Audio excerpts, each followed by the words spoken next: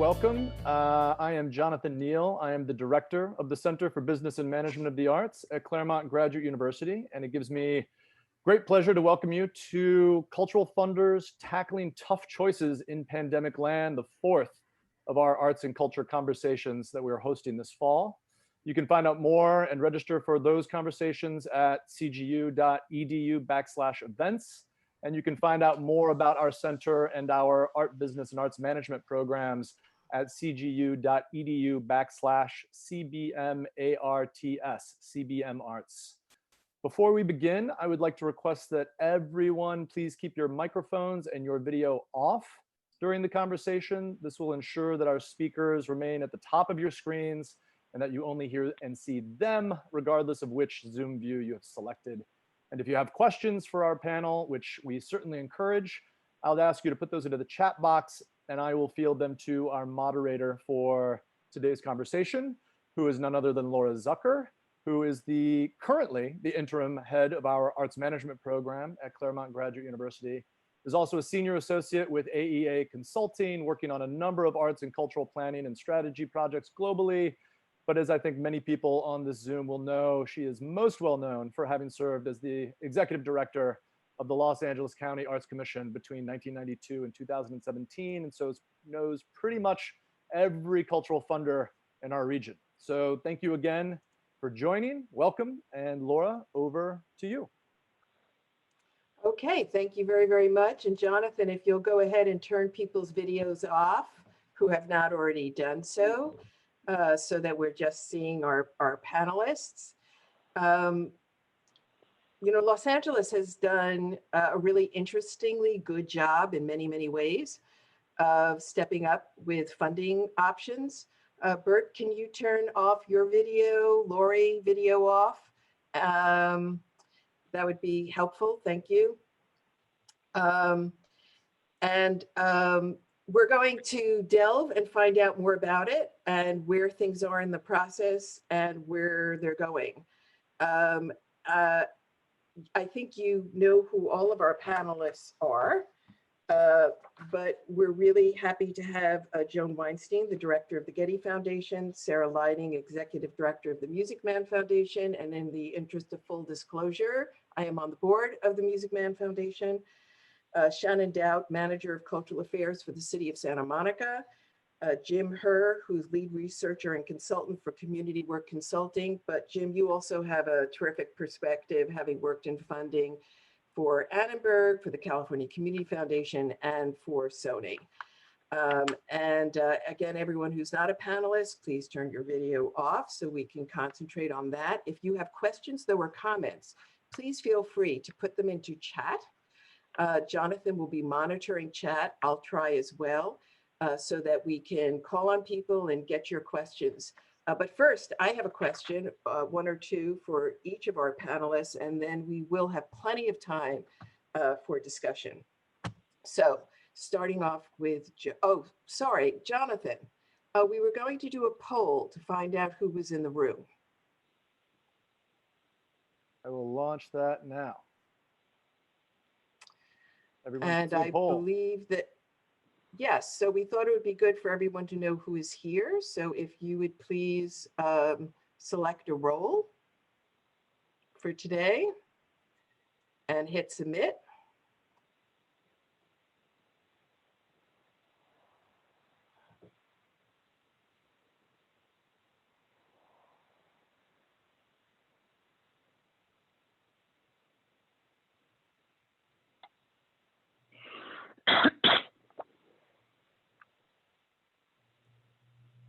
And then Jonathan, if you would show us the results.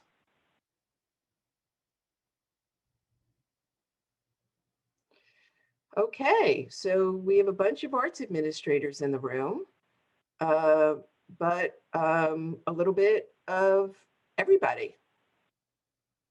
So cool, and some funders. So great, thank you very, very much. So Joan is the amazing director, as I said, of the Getty Foundation. And the Getty, while it funds globally, we know, has a special relationship with Los Angeles, is based here. that we've seen primarily manifested through the incredible arts internship program, which we all love and is celebrating, I think, 25 or 30 years. We're seeing some of those arts interns, executive directors and beyond. And I know I saw today earlier that you just issued a fabulous report. And Mayor, could you turn your camera off, please? And of course, through your leadership with Pacific Standard Time. And Felicia, camera off, please.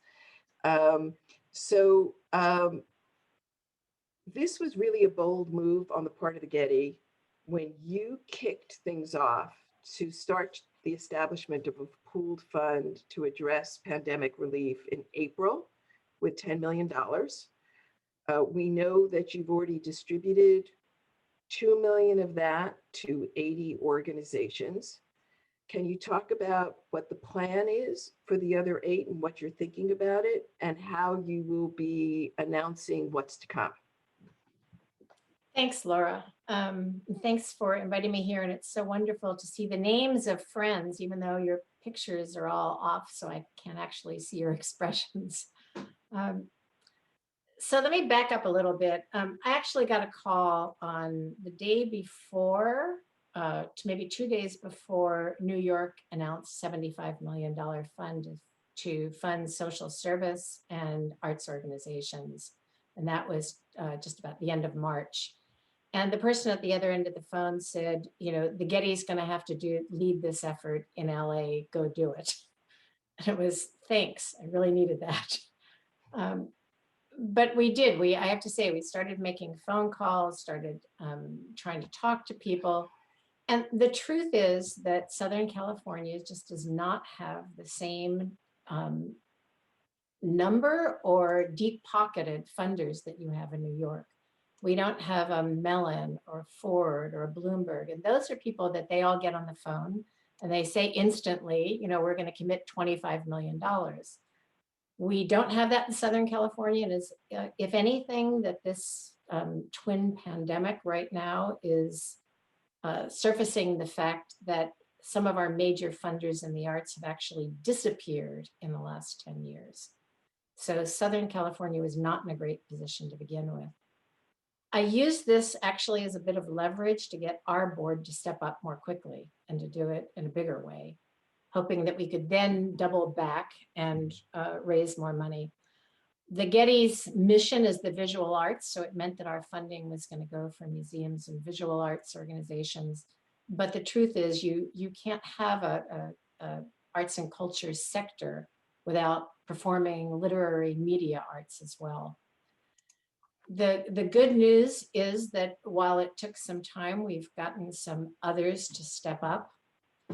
We are using this, something that we can't quite announce yet, we're getting close, but we've used a number of local funders, so foundations and individuals stepping up to also attract some national funding to this. And I think that is, we've had to do it inside out in a way, is build that, be able to demonstrate that Los Angeles was going to step up, that we could get others to join us. And now some of the national funders are hopefully coming in. Ford already announced that it had. For those of you that saw the announcement, Ford has established a $5 million challenge grant. And they've given funding to 7 cities, and Los Angeles was one of them. They're going through the Getty, and because we announced right away, we agreed to match part of that money, and the Parsons Foundation also announced that they would match that. We've pretty much got that covered, but we want to increase that fund. And this was realizing that it was, our fund was established when we were dealing with COVID. And it quickly became apparent that we were dealing with another pandemic, and that was racial injustice and equity issues. And I think Ford has done a terrific job of pointing out the need to fund BIPOC cultural organizations that have been severely undercapitalized for years. And that's what that money is going to go for, is for BIPOC cultural organizations. And it will be for multi-year support. So it's, you know, it's not going to be a short term. commitment, but a little bit longer term. What that will look like is going to take a few, probably another, if I had to guess, maybe 1 to 2 months to figure out. And part of that is that the 7 different cities are meeting together, not to come up with a common approach, but to at least listen to one another and understand what the different approaches might be and see if there are ways that we can learn from one another and work together. All of this will be eventually administered through California Community Foundation, which is where we also put the Getty's $10 million and where we will eventually administer a pooled fund. We are close to being able to make the next round of grant making, and it's going to be looking at recovery. And just by its very nature, it will not be able to touch as many organizations. So our emergency funding reached 80 organizations, and given the amount of money that's there, it can't reach to all 80 of those again. I'll just be really, I think that's one of the biggest challenges that we face as funders, is that the needs are so tremendous. And that if you give everyone just a little bit, the reality is no one may survive. And so funders face the really difficult challenge of how do you make those decisions? Let me leave it there, Laura, and I'm sure you'll ask a follow-up to that. Yes, a couple of quick follow-up questions. How is the Ford Foundation defining BIPOC organizations? So that's been an interesting thing. I have to say, Ford stood this up so quickly that everything was a little bit fuzzy. So it was, that was the first question that I asked. And they basically said, for their own, I think if you saw, they funded 20 organizations themselves. And they saw them as anchor organizations in their communities that had been there for quite some time, and that had been either BIPOC founded or currently BIPOC led and BIPOC serving. So there's no easy, quick definition, but those are the kind of hallmarks of what we'll be looking for. But it's been left a little bit up to each city to determine exactly what that will look like. And the other 6 cities are? Oh God, you had to ask me that. It's Boston. Sorry. Boston, Pittsburgh, Chicago. New York? No, because they're doing their own funding in New York. Houston. San Francisco? No, it's not San Francisco. And the real way that they determined these cities is where they had major foundations that raised their hands and said, we will meet a challenge grant, that they knew they already had funding on the ground and a foundation or more than one that would lead the effort in that city. They may add additional cities as they move forward. That hasn't been determined yet. Okay, so just like the arts ecology is very complex and made up of large, mid-sized, and small organizations, the arts funding community is equally complex, made up of national funders, local funders, large funders, smaller funders. The Music Man is a relatively new foundation, a relatively small foundation that usually makes grants in the area of about $3 million a year and just has really a few years of grant making under its belt. Sarah, can you talk about what it's doing in terms of the pooled fund and then what it did in terms of direct grants? Sure. Yes, the Music Man Foundation is, like Laura said, relatively new. We have a mission to support programs that improve children's lives through music. And so when the pandemic hit and schools and performing arts organizations were hit with some of the most dire circumstances, considering that more than 2/3 of our grantees fall into that those categories, we knew we needed to act quickly, and the board of the foundation really was courageous in jumping in and saying that what we needed to do now was deploy funds. So in terms of our direct funding, the Music Man Foundation opened up an application to organizations providing music education in Los Angeles County. We awarded over $920,000 in grants, which, as Laura kind of indicated what our size is, doing that in the first, within 90 days was really significant for this foundation. We made 30, and just to sort of emphasize how significant it was for the Music Man Foundation, we made 39 grants that totaled that more than 900,000, and 33 of those were to organizations that the foundation has never contributed to before. And a really kind of intentional thing that we did in the creation of that opportunity was not to limit it to music education organizations, but instead to say any organizations that offered music education as one of their core programs. So in doing so, we opened the doors to organizations like Heart of Los Angeles and a place called Home, and youth development and community development organizations that also include music. It's been a very rewarding program, and what we've actually been doing, because we couldn't do the typical site visit due diligence that we did on the front end, we have taken time to schedule calls with all 39 of those grantees to check in and see how they're doing and understand what their outlook is in the coming months. I'm happy to speak more to that as you might follow up. And then there was also a sizable contribution to the pooled fund. Right, and that, so yeah, so I'm happy to talk more about our direct funding, but also the foundation raised its hand to, follow the lead of the Getty and ensure that there were more cultural funders at the table serving the community. And so the Music Man Foundation has committed to a $1 million contribution to the funding collaborative. So this helps balance.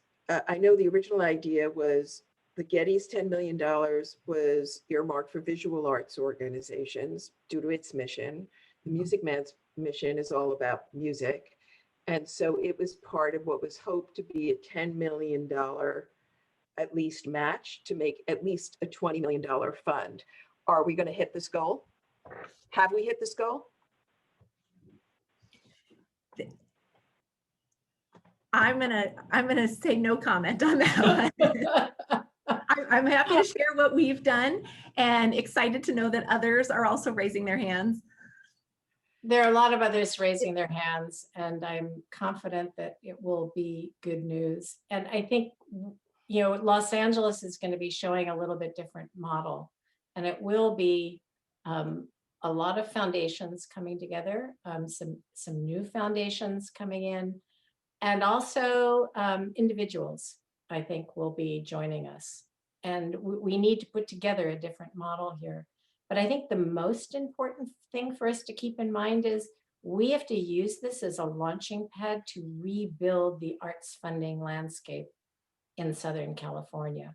We need to get some of those larger foundations that used to give to the arts to jump back in with us. We need to pull them into this pooled fund. And we have one of the most vibrant artistic cities, not just in the country, but in the world, that prefigures what other cities are going to look like 20 years from now in its diversity. And we need the funding sources here to support that community. So this is very, very true. And one of the ironies, as we know, of the pandemic is that unlike the 2008 recession, where the endowments of funders took a huge hit, all of those portfolios have remained stable because of the counterintuitive fact that the stock market has continued after an initial decline. to increase returns. So I'm hoping that this is emboldening both foundations and individuals because their assets are growing. Now, the other side of this is that municipal and government funders play an incredibly important role in the county, also with a very complex ecology, right? Because you've got the county Department of Arts and Culture, but then you have 7 or 8 municipalities that have cultural affairs departments that have their own grant programs, of which, of course, Santa Monica has been key. They're smaller, but very impactful for the organizations and the communities that they serve. And unlike foundation endowments, municipal governments are, what's the best way to put this, Shannon? It's bad. This is a highly technical term. It's really bad, right? Because sales tax is down, transit occupancy tax is way down, has almost disappeared, and that's almost solely funds the city cultural, and that is the sole funding source for the city cultural affairs department, and I know was a funding source for you as well. So we're talking about very, very difficult times. Now, you guys did something interesting in terms of holding on some money and pivoting use of existing money. Can you talk a little bit about what's happening in Santa Monica and what you're doing? Sure. Thanks, Laura. Really happy to be here. Yeah, so, you know, Santa Monica is very, someone might say, overly reliant upon revenues that are generated through tourism, sales tax, parking. We're actually funded through the general fund. We don't get direct TOT funding, so we're a little safer because of that. But, you know, when COVID first hit, my first inclination was to look at what we had left in our budget that was kind of unallocated and or would be unspent, and develop a relief program for artists. And as I developed that, that proposal for the city, we started getting these very dire warnings from the finance office that things were not looking good. And our fiscal year ended June 30th. This was March, April. In mid-April, we had very little time to propose significant cutbacks to our budget citywide. And in that process, the funds that we had left over were scraped to address the severe budget deficit in the current fiscal year that we were in at the time. So in all of our funding was locked. We could not spend pretty much any money. They allowed us to continue to honor our grants, which was wonderful. But we were kind of locked down quite a bit. And so I immediately started positioning our office in the arts in recovery. And so became our department's representative on the city's first recovery working group. And then, so, you know, we went from, for a hot minute, we were going to be eliminated to completely repositioning ourselves in this new world. Through it, you know, for me, it was like, what are the opportunities here? There's got to be opportunities. We have to find them, and just like laser focused on that. And so we were at the table as the Economic Recovery Task Force was formed. I was on it. I developed a proposal around the arts and recovery. So at the time, it was focused on art and economic recovery and the public health crisis. And we were able to identify $500,000 that we have in our cultural trust fund that is money from private percent for art dollars that go into this pooled fund. And so proposed that to city leadership, and people were very excited about it, very supportive. It's funny how people like your proposals when you also bring the money with you. And so, sorry, I'm getting a phone call on my computer. So we, sorry, that was a little distracting. So we then, yes. So that was approved by City Council, and we started developing the program. And then the racial unrest after George Floyd's murder hit Santa Monica really hard. And we quickly realized that this is our third crisis that we're dealing with, and this needs to be an important part of the recovery as well. So we developed the program Art of Recovery. We were kind of developing it in the dark. We didn't know what it was going to be, but we knew that we wanted to put artists to work in a way that would really help solve our city's problems. And really, and Joan kind of referenced this, like our thinking was all about what can we do now that makes us as strong as possible when we get out of this on the other end. And so really shaped the program around the 3 recovery areas, but also built it intentionally to be iterative, generative, experimental, and to create through the program to build relationships, strengthen networks, and really use the arts across sectors to help the city see the role, the very important role that the arts can play in these 3 recovery areas. And we've been very intentional that we don't call it a grant program because we want this to be transformational rather than transactional. So we've just created our first process, a letter of intent process, and we got 120 submissions, and we are now kind of culling through them. We found that we identified what we're calling hubs, which are mostly business districts, which we have developed strong relationships with. And so now we're in the process of matching the artist proposals with these hubs that want to do different projects. So one of them is murals on the white K-rails that are allowing al fresco dining on Main Street. The Promenade wants to do a vacant storefront. We received a lot of vacant storefront proposals. But our belief is artists have the ideas way better than what I could come up with that can help fuel our recovery. So we really want to give artists a blank canvas to think big, think creatively about how their work can help with these 3 different recovery efforts. So it's been a fun project. I've been on like probably 10 calls with artists and artist groups this week, and it really is giving me quite a boost. It's wonderful to be with artists and the creative process. So I love this because it's a triple bottom line. It gets money directly into artists' hands, but it helps solve community challenges that the business community is being faced. And by doing both of those things, it hopefully gets government to realize that you are an essential part of the recovery and they can't do it without you. So I think it's really important.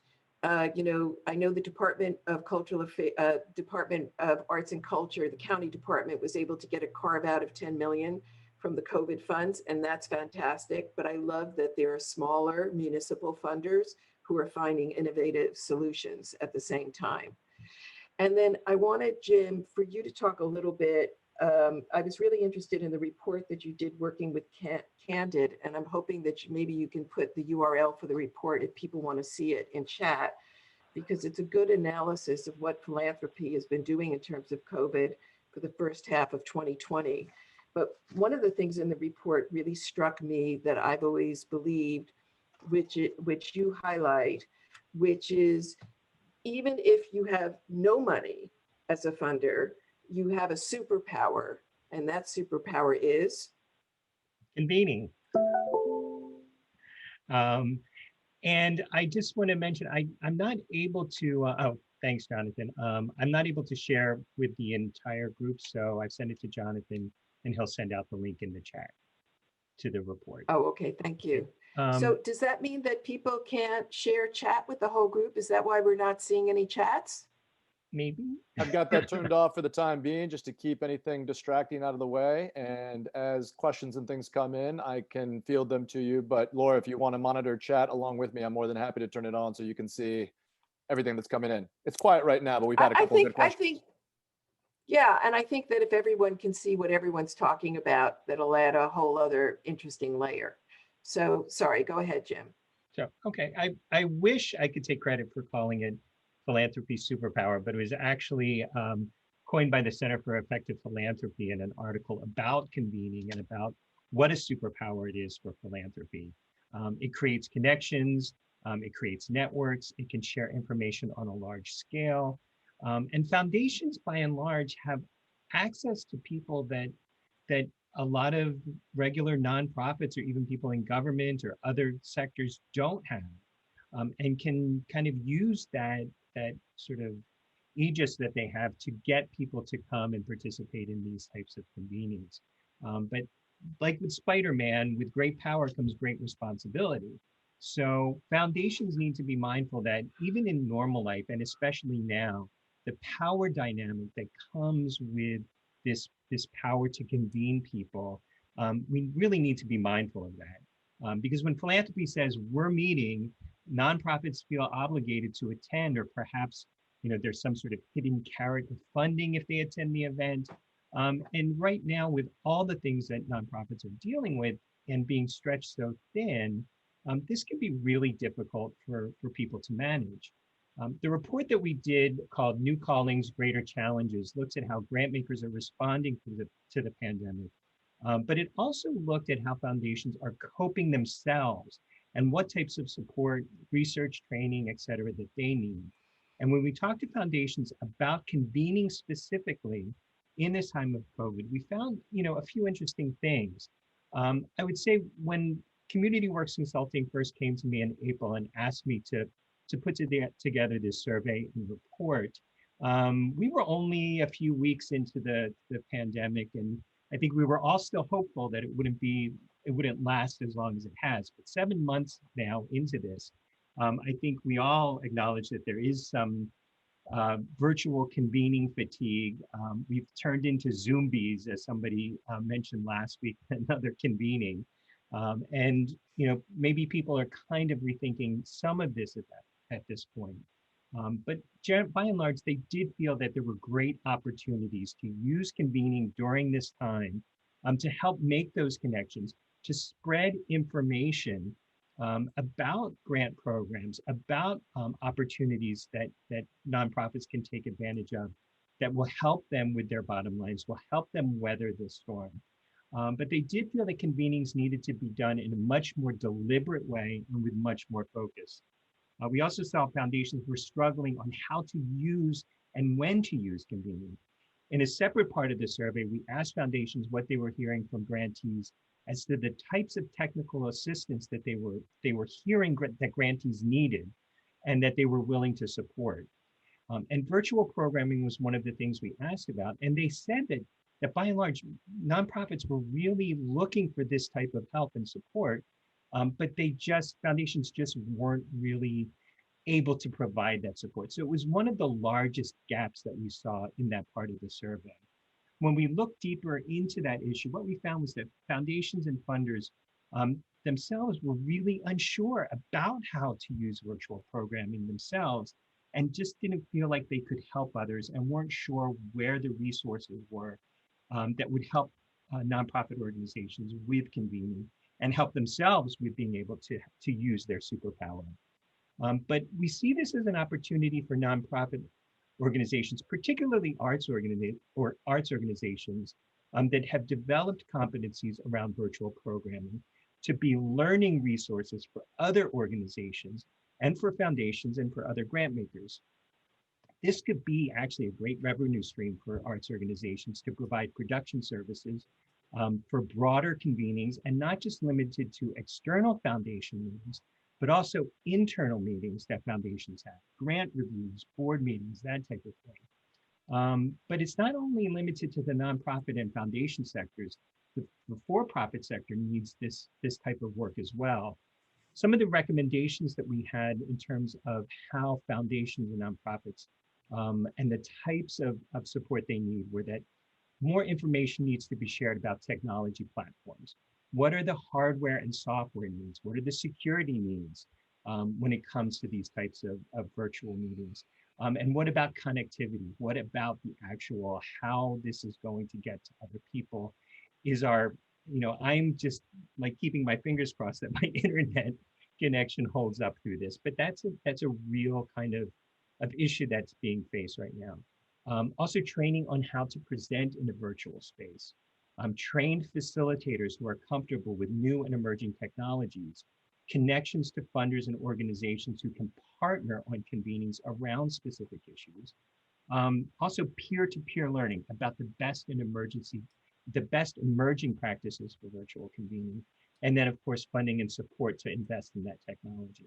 There is something to be said for production values on these types of meetings. I think that's one of the reasons why we had sort of a pre-production meeting to make sure things flow well. And I think there's a lot of that the nonprofit sector can share with foundations and vice versa, and use this power of convening, especially at this time, to advance all the things that we want to see happen. So thank you. And this is one of the huge challenges in Los Angeles is the lack of service organizations, which would usually be the kind of conduit for bringing people together. And that means that funders really are going to have to fill that gap. But luckily, I think that we have funders, some who are more experienced. And I think the question is, how can we share that expertise?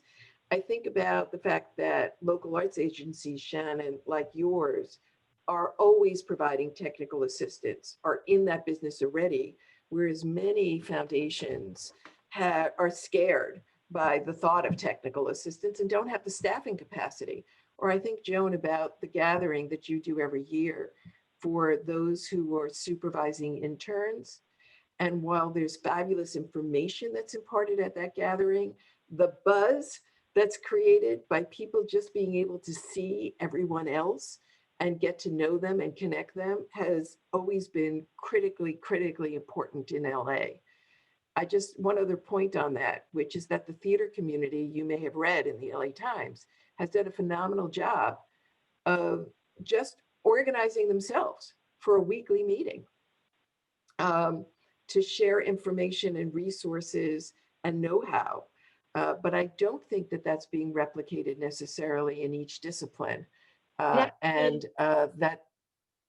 Yes, Joan. Yes, there are 24 small visual arts organizations that have gotten together. There were 10 of them that were meeting initially in the earliest months of the pandemic, and they've decided it was too exclusive a group and not diverse enough, and they've invited a lot of other organizations in now, and they're trying to look for common solutions to the problems that they have. So I think it's starting to come from the arts organizations themselves, which is really terrific. Laura, to your point. And I hope that the funding community can help support these networks. Yes, Jim? To your point, some of the conversations that are happening now are not just about the delivery model, but helping the audience understand how to engage in the new media.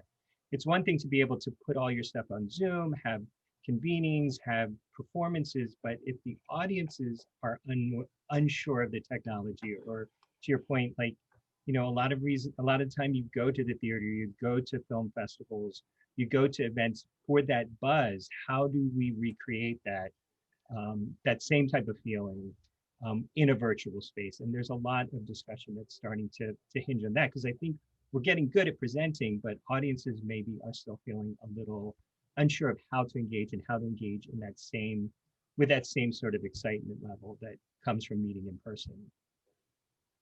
Thank you. So Jonathan, I want to make sure that we get to everyone's questions. Absolutely. We've got a couple of good ones that have already come in. One from Josh Welsh, apologies. This is a question for the group from Film Independent. Could you address the role that the film industry could play as they work to build arts funding and the arts funding ecosystem? If New York City has Ford and Mellon and Bloomberg, Los Angeles has the film industry, which seems like a unique opportunity to engage for funding in the arts in Los Angeles. I think this is maybe where I do my for-profit, nonprofit arts media industry thing very quickly. So far in my experience, for better or for worse. So first of all, our major film companies, although they are based here in Los Angeles, they have offices here now. This is not where their corporate headquarters are. So that's been a huge impediment. There's also how can we say this? A historical, even though you have artists who move fluidly from the for-profit to the nonprofit art spheres and back again, there's a certain kind of distrust because the for-profit guys think the nonprofit guys haven't gotten it together to make a profit. And the nonprofit guys think the for-profit guys have sold out. So there's this whole underlying thing. But there is one area in which, in my experience, for-profit and nonprofit have come together. And Sarah, maybe you can talk about that, because that's the fund formally known as the pooled fund around arts education at the county. Right, right. Yes. So the Los Angeles County now Department of Arts and Culture has its Arts Education Collective, previously known as Arts for All, which is now a 16-year-old initiative in LA County to ensure that every student in public school in Los Angeles County receives access to arts education. And it was really brilliantly devised in that early on it was not an initiative of the county alone, but funders were brought to the table to help shape the programming and to. I just want to jump in. Yeah. I just want to jump in that it was Janice Pober at Sony Pictures who Okay. conceived of the pooled fund, which is now called the Funders Council. Funders Council, right? Yes, and thank goodness she did, because it has brought more than 30 foundation funders, as well as probably 5 to 10 corporate funders, and lots of government dollars from every level, from federal, county, municipal, to all pooled together to shape the programming and support this mission to bring arts to every student. So the Music Man Foundation is one of those funders. And yes, Warner Brothers, Sony, and those two stand out in terms of entertainment industry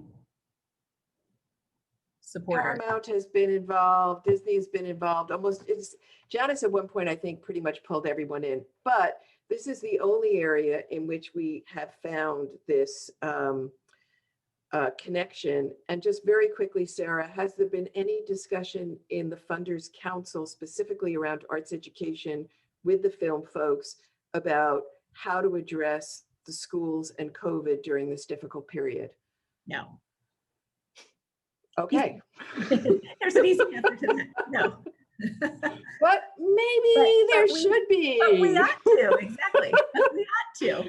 Maybe there should be. Maybe there should be. Maybe this is something we can suggest to the folks at the Department of Arts and Culture that they look at, because schools are facing, as we all know, really difficult issues, and arts education organizations, as you know, Sarah, are facing really, really hard issues because of the lack of in-person delivery of services, and the fact that schools are stopped in some cases paying arts organizations for those services.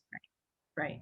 Yes. Yeah. We certainly came across that in our direct funding to folks, that these arts organizations who anticipated, dollars from their partner schools that sometimes came direct from a school budget, or sometimes were raised from PTAs or bake sales and things like that, that because those fundraisers weren't happening in the last 3 months of the school year, that they just completely came up short on those dollars. And I think that the idea of incorporating more from the entertainment industry is a good one, because like Jim said, production value matters. And I think even with the asynchronous learning, what these lessons look like in terms of how well they can engage young people matters a lot. Of course, the media industry has taken a huge hit because all production has ground to a halt. So we're also looking at pension funds and healthcare plans being thrown into disarray now for the entertainment industries because there's a lack of money coming in. Boy, we could spend the whole rest of the time on that, but Jonathan, we need to go to the next question. So I think it's a good follow-up to this one. Gail Eichenthal writes in asking, given that so many arts organizations are finding ways to create virtual content, whether it's music or in the visual arts or even in dance, and this is likely to continue given the state of the pandemic for a year or more, how are funders coming forward to support the creation or the support of this kind of virtual content? And are they taking it seriously as something that is long run, going past the period of the pandemic itself? And I think this dovetails nicely with something that Allison Keating wrote in also, asking how do these nonprofits engage in the potential of a kind of for-profit activity if one thinks about monetizing some of this content that is being produced virtually. How do they stay on mission if some of this service, some of this activity goes into a kind of profit-making, quote unquote, profit-making or money-making activity? Boy, if anyone can figure out how to monetize virtual content, I think we would all we would all like to hear that. But Joan, I saw you kind of nodding. Do you want to address the creation of virtual content? So, I mean, there's so many different parts to this question. That issue of monetizing it is just, you know, literally the $1 million question. No one has really figured out how to do that. I think in the earliest days of the pandemic, it was really interesting because people really sought out arts experiences online. There was this rush for programming, for art experiences, museums, this huge uptick in people even visiting their collections virtually online. And everyone realized we've got to get online. So to keep an audience, to keep a presence, we have to be online. But many of them did not have the technology infrastructure to do it.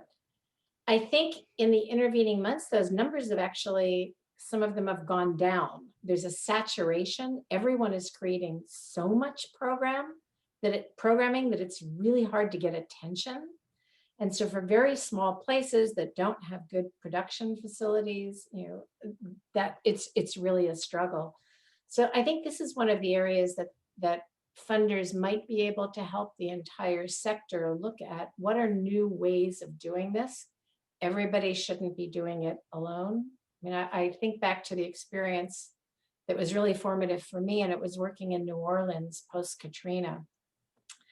And getting together the arts organizations there, and first of all, doing scenario planning, trying to figure out what if people don't move back to the city? What if people move back, but there's no money? What combination of those? And organizations realized that they had to collaborate in the immediate aftermath of Katrina if they were going to survive. There's a lot of sharing back of the house functions. The Contemporary Art Museum there had terrific financial staff and bookkeepers, and they wound up doing the books for, I think, 8 different organizations. And 3 museums, you know, lost their publications director, you know, their 1 or 2 staff. And so the New Orleans Museum of Art stepped in, and their publications manager was, you know, working. They were being paid, you know, not as much as it would have cost them for that staff person.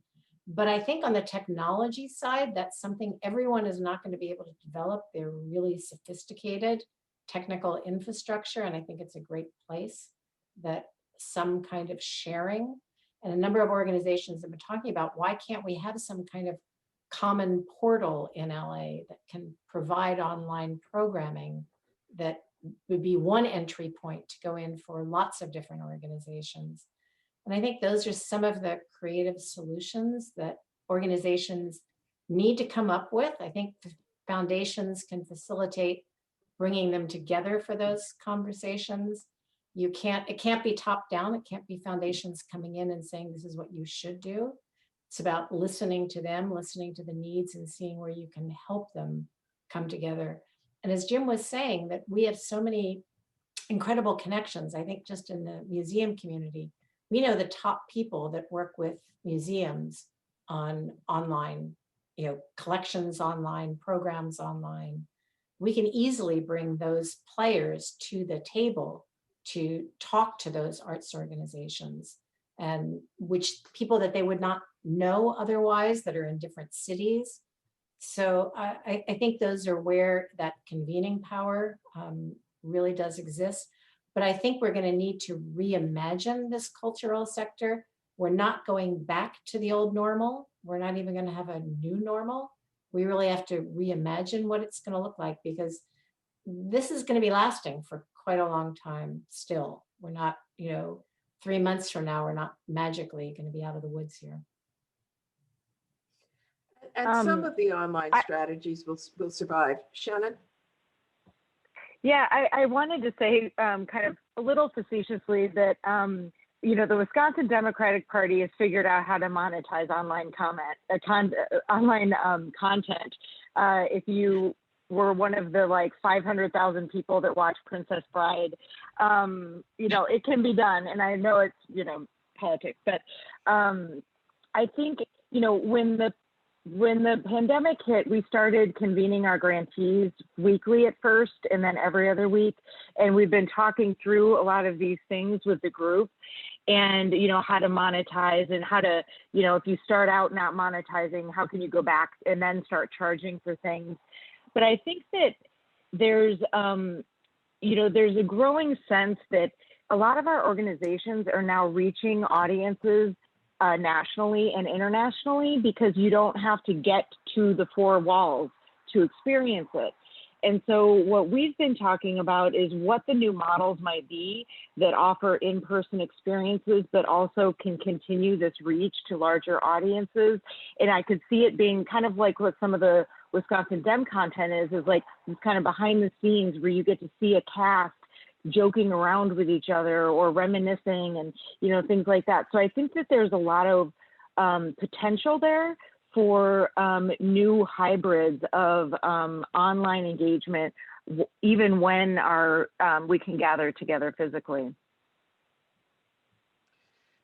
So Joan, you're thinking about the emergency grants have happened, right? It sounds like the pooled fund is not thinking about additional emergency funds, even though this lack of earned income is going to continue now for quite a while. Is that right? So it's not really, oh, go ahead, finish. Sorry, Laura. Yeah, go ahead. No, it's not clear. I mean, we did the emergency funding on the visual arts side, but it wasn't done on the performing arts. But we also have to look across the entire sector, because the CARES money is coming in, right now from the county. So there are some other little, bits of emergency support that are coming in. So are you mostly thinking and focusing now on these kinds of longer term recovery issues? Yeah, I think we are. I think we're going to be focused on the longer term, but it doesn't mean there's some of the things, particularly in terms of technical assistance, that I think can be provided to the entire sector. There are ways, as I say, for people working together, bringing in experts, that doesn't have to be just for the organizations that are getting operating support, say. Right. Jonathan, did we have more questions? We don't have, one just came in under the wire. I was going to ask one of my own. This was just about the complete recording. Yes, the recording will be available online. Don't worry. I'm going to ask my question. So I think Laura made this point already, that the endowments of many of these foundations and the large organizations haven't been hit in quite the same way that they were in 2008. However, all of the people that I am talking to, and many people that are both in the for-profit corporate industry as well as other people, think that this disconnect between where the stock market is and where the economy is not going to last forever. So what are some of the scenario plans or some of the things that have been talked about for when we begin to see a kind of realignment of, let's call it, the real economy and the stock market economy?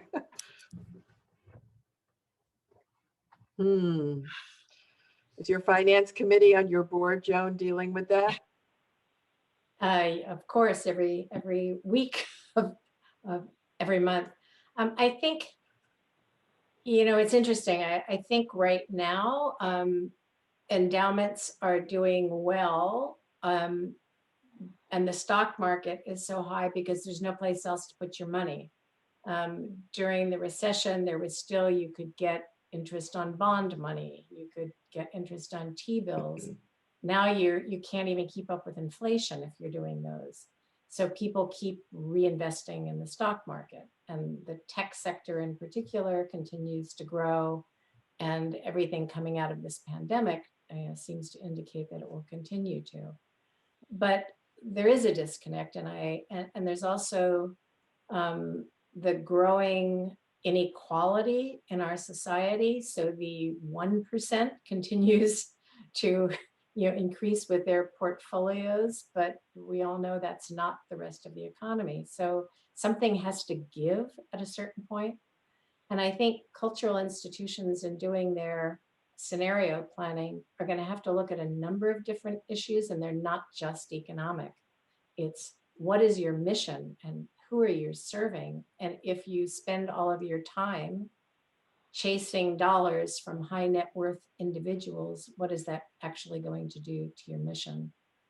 So I think I don't know what the future is going to bring. We have the opportunity to reinvent here, but at the end of the day, we still live in a capitalist society. So it's very hard to think about what are those models in which you break away from that system as you try to reimagine. There's some places that are trying to do that, trying to think of how do you opt out of this kind of economy to do something different. Does the Getty do 3 interesting. So I was just going to say, Laura, you'll know about this because the Wallace Foundation today, with the support they had working with AEA Consulting over the past, I don't know how many months, came up with this scenario planning for cultural institutions. So if you haven't taken a look at it, it's a really interesting tool to look at how you actually do scenario planning. And most of what I know, I actually learned from Adrienne Ellis at AEA Consulting in Katrina, the Katrina aftermath in New Orleans. So I think these are really important tools for organizations, and not just because you're going to come up with, say, 4 different scenarios of how you're going to move ahead, but it creates a certain kind of ability to think and a kind of an agility of thinking and being able to juggle a number of different factors at once as you're moving forward into a really uncertain landscape with no certainty. Does the Getty do 3-year averaging? The Getty does do 3-year averaging. We're a little bit different. We're a private operating foundation, which actually means that our grant giving does not count against our payout. So the Getty gives grants because it believes in philanthropy, not because it counts against our payout at all. So we have to do a roughly 5% payout each year, but our grants don't count against it. The grants are above that 5% payout. We do a 3-year rolling average. I have to say, our trustees did a pretty brilliant job after the last economic downturn of realizing that because we have one source of revenue for our institution, which is our endowment, that if you build a budget where it's all staff costs, that the minute you hit a recession, you're going to have to lay off people. And we had to do that in 2008, 2009, and it was an awful experience. So they've built a budget that's a little bit more recession proof and looking for ways to have certain things that are basically soft funding as a portion of the budget so that you're not going to be laying off staff. I don't know if everyone's familiar with this, but some foundations do what's called 3 years averaging. So that protects them to some degree against a fast drop or fast increase. Either it kind of smooths out the line, but other foundations, and I don't think the Music Man Foundation yet is at a point where it's doing 3-year averaging. So I know that Parsons does not do 3-year averaging, which means that if there's a steep drop in the stock market, their grant portfolio is going to have to also shrink. But Sarah, Laura, did you want to say something? I think what's really interesting is most foundations have stepped up and they're not doing that. Most of them are doing above the 5% payout. So they did it beginning with COVID and they went to 6 and 7%. And most of them think they're going to be doing that for the coming year as well. So they're dipping into their And some national, that's what you were going to say, Sarah? That's exactly what I was going to say, is that for those who are not doing the rolling or the smoothing average, that they're not limiting themselves to the 5%. Yeah. So, Nikki, I want to kind of address the question that you've brought up, but in a slightly different way. Joan, my heart started pounding when you started talking about triage. So this is a classic dilemma for funders. Do you make fewer larger grants in the hopes of larger impact? Or do you, as we used to say at the Department of Arts and Culture, spread it like peanut butter to all edges of the bread, to all parts of the county, to big, medium, and small, so that everybody gets the imprimatur in that case of government funding and hopefully is able to leverage that for what we all know is the usual larger source of funding, which is the aggregate funding from individuals. So these are kind of two ends of the pole in terms of philosophy. And of course, people are at every place along this continuum. How is the pooled fund going to address this? Where's the pooled fund going to be? So I don't think we're there yet, Laura, in that determination. And because you have a lot of different funders in, there will be some different approaches, I'm sure. But it's really one of the biggest dilemmas, I think, for all funders. It's interesting, Ford Foundation in what it did, they funded themselves. I think it was something like $80 million, went to 20 organizations. And they said of all the BIPOC cultural organizations across the country, they chose 20 to give 4 years of significant operating support to. There are other places, and that's part of why you need to look across the funding landscape and you need to look at what everyone is doing. And I think that's part of the approach of the pooled fund is looking for the kind of, I call it the mosaic. How do you fit all the pieces together so that you can do, so that you can, help more places, but that perhaps some places you need to, they are considered real anchors of their communities. And everyone would recognize if they went away, this would, be an incredible tragedy. So how do you balance that? So you're funding needs of organizations. And it's one of the reasons the Getty decided to focus on small and mid-size. We're talking under $10 million here because, you can't save the large ones with that kind of pooled fund. One organization alone would need the entire pooled fund to help it survive, particularly if this goes on for a lot longer. And when you look at the budget sizes of the arts organizations in Southern California, there are so many small places with budgets under $2 million. So providing even significant support is, you can reach many more places because many of them have very small budgets. Sarah, did you want to add something to this? A lot of small grants, a few big ones. That's the question. Okay. Well, interestingly enough, Music Man generally keeps the approach of fewer and larger. So like, we've had a grant portfolio of about 30 grantees. And this year we're going to end up with a portfolio of 75 grantees. So this year, just acknowledging the critical need and the need to keep folks employed, we are going a bit more with the peanut butter approach.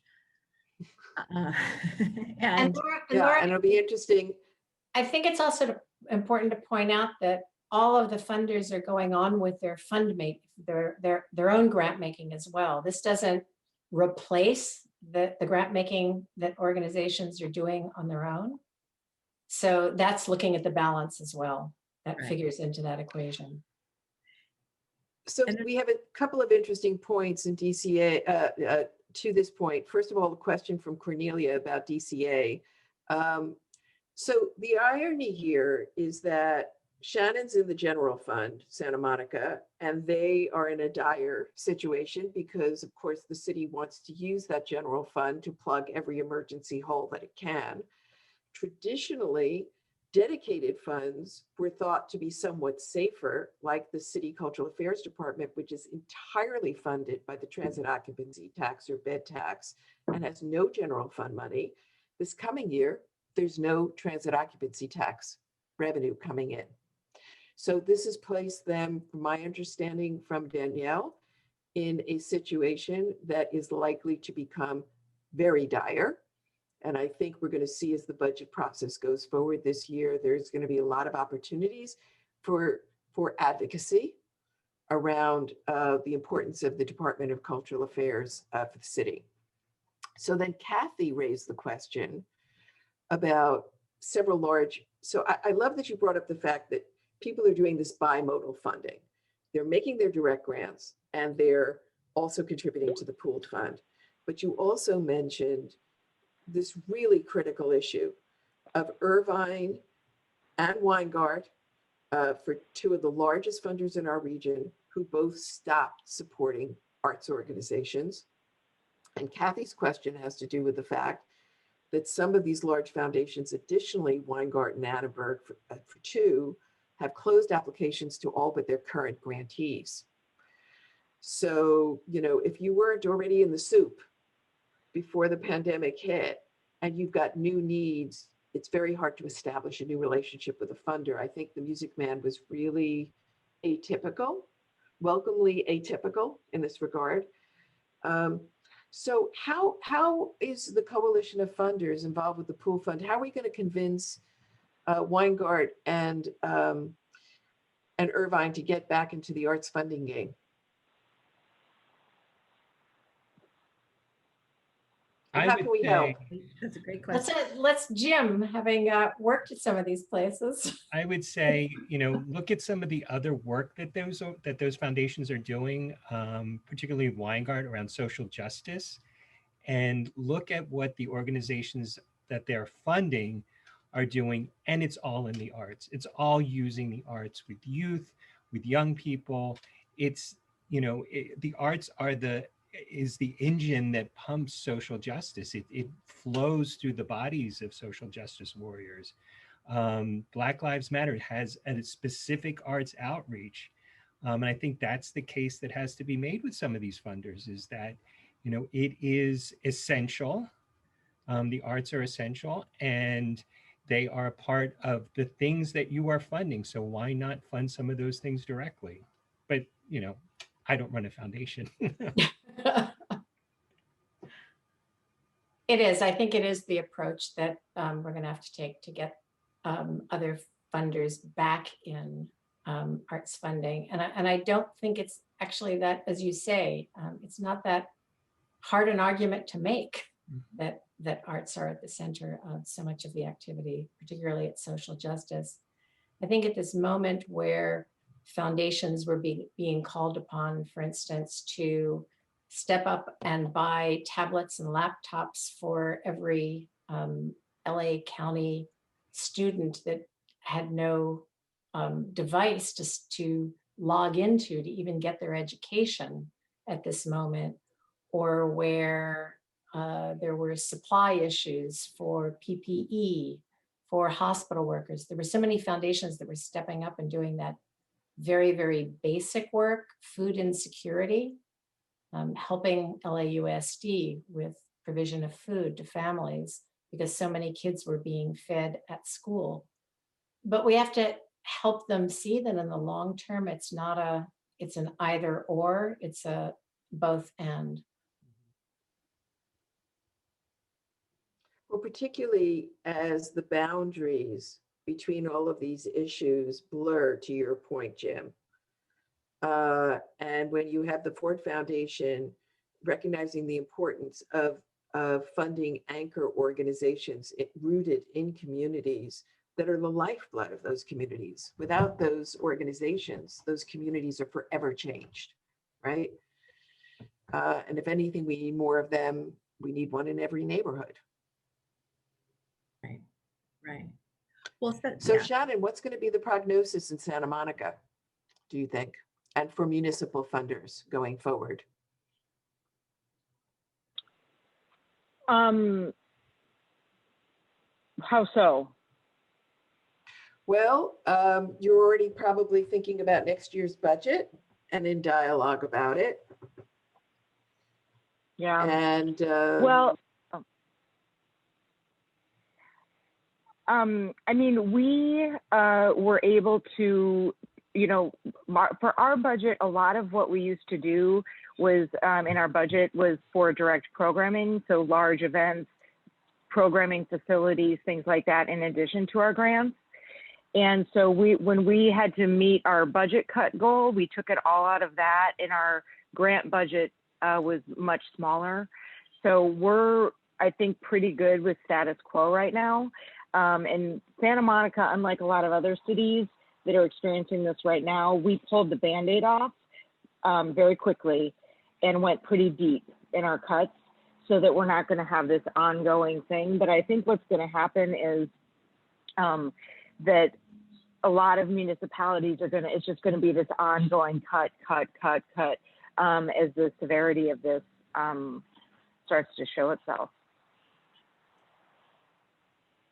You know, one of the things that I'm most anxious about is all of our arts organizations are hanging on right now because they don't have to pay rent.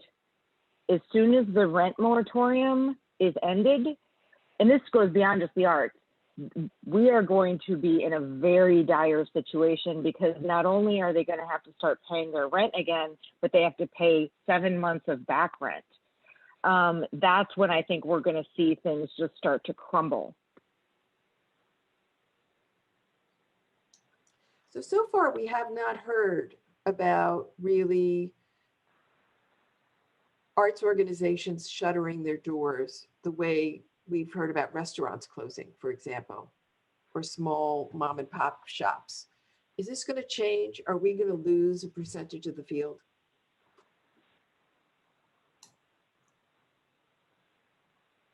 I think, unfortunately, I think it's inevitable. I hope it's a very small percentage. But who knows? I mean, we don't even know how long this is going to last. I think one of the things that came out of the last recession was the nonprofit sustainability initiative. And so hopefully foundations step up to continue supporting that. But I think there's going to be some type of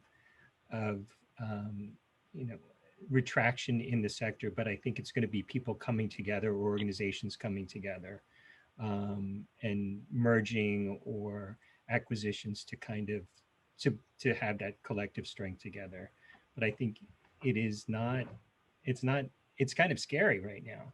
And I think the only way out is to support programs like NSI and to get organizations into that pipeline, to get them to think about how they might merge or how they can lean on one another and be more collaborative. So just explain what the nonprofit sustainability initiative is.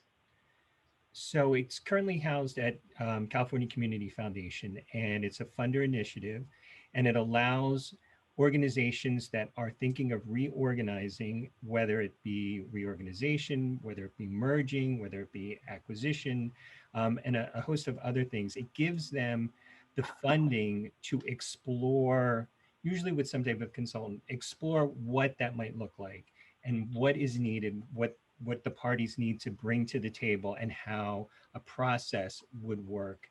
And it's been really, really successful. And I think the first organizations that went through it were actually arts organizations. Yeah, I don't think it actually resulted in too many mergers, though, although there were some interesting explorations. You know, Sandy Sufert made a point earlier in the chat about creating a task force of organizations to streamline and up-level virtual content with the support of funders. So I think there will be, from what Joan is saying, some opportunities to bundle organizations together. Well, we're just about at the end here, so I wanted to invite anyone to add any additional thoughts to the conversation about what you're facing as funders and what you're thinking.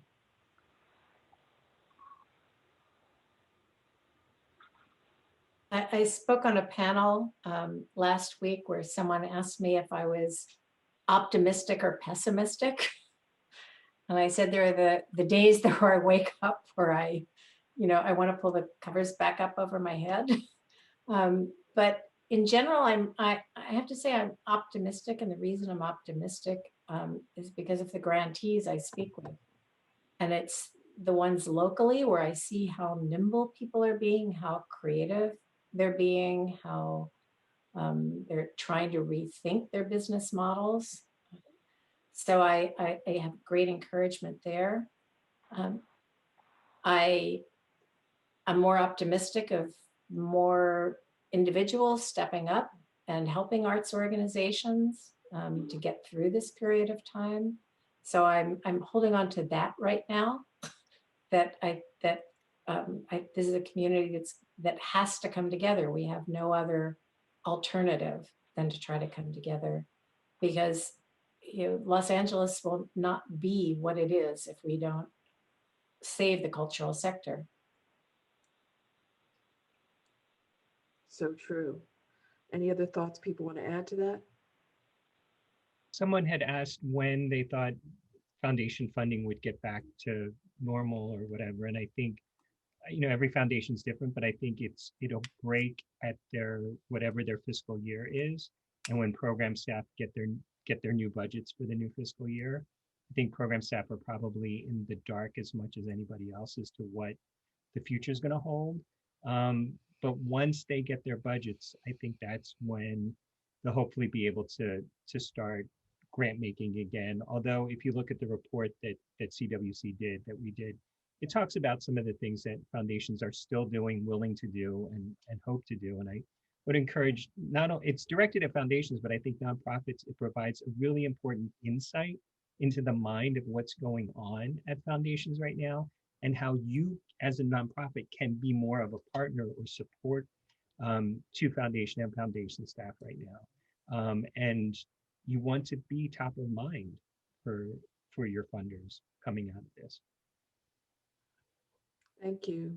Yeah. Shannon, any last words?